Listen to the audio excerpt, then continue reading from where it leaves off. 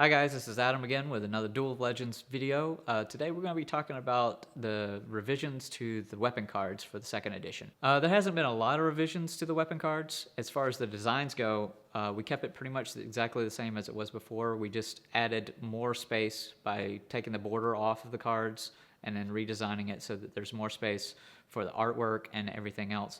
So here's a list of all the weapons that we didn't change anything to. The katana, the staff, the mace, the claymore, the broadsword, and the daggers all are exactly the same as they were in the first edition. They all felt really balanced, and they didn't need any changes to them.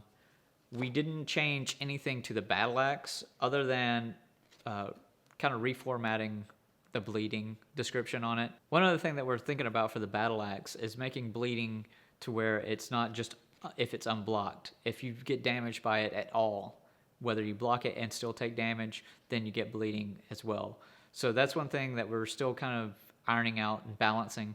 Is that too powerful to get bleeding whether you block it or not? So that's one thing that we may try to get some feedback on from you guys and see if you think that's a little overpowered or not. So here are the weapons that we've done some significant changes to from the first edition to the second edition. The spear still has the same attack rating and material type and refresh rate, but now instead of it just getting a bonus if it's blocked, it has a bonus if it's blocked. It still does 2 damage instead of just getting +1. So if you block the spear, no matter if you block all 7 damage, you're still going to take at least 2 damage. So it doesn't do any extra damage. You just make sure that you do 2 damage every time you attack with it. So that made it a lot more effective, and 2 damage isn't a lot, but it still means a lot, especially if you're like the Vampire Lord, who in the artwork has the spear. If he's attacking with the spear and doing 2 damage every time, whether they're blocking it or not, then that's very beneficial to him, so he can gain life in return. So we felt like that was a lot more interesting and more effective thing for the spear. The Warhammer. The Warhammer is kind of a big one because a lot of people felt like it was overpowered in the first edition.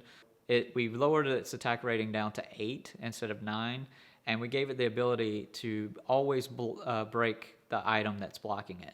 So no matter if you have an item that can block all 8 or even more than 8, it's still going to break no matter what you block it with. So we felt like that's kind of the idea behind the Warhammer, is that it's going to break armor, but this nerfs it a little bit so that it's not too overpowered, so that you're not just obliterating people with it.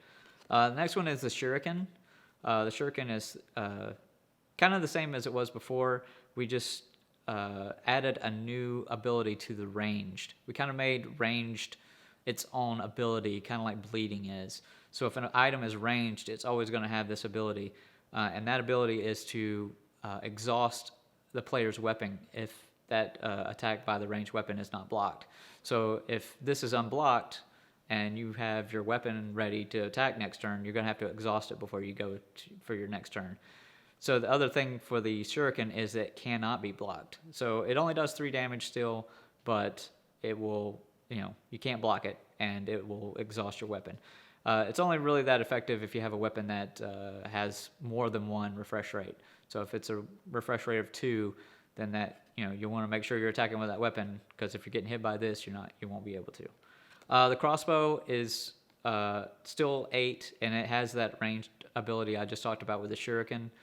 It can be blocked though, so it's pretty much the same as it was before, just with that new ranged ability.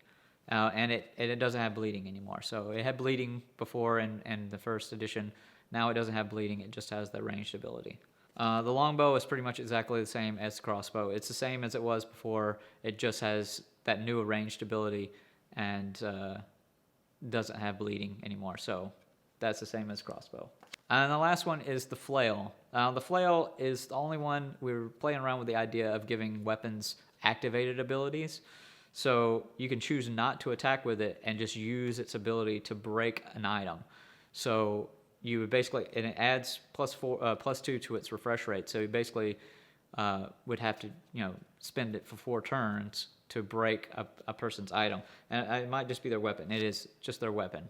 So we felt like that would be an interesting ability other than just giving it a buff if it's blocked or not. So, and this plus gives you an extra strategy to, take out their ability to attack you with their weapon. If there's somebody like the Knight or the Berserker that are heavily relying on that weapon, if you take that out, then, that gives you a huge advantage. So those are the changes for the weapon cards. Stay tuned for the next video. We're going to be talking about the changes to the defense cards. Until then, make sure you like and subscribe to our YouTube channel, and make sure you sign up for the newsletter. Until then, stay legendary.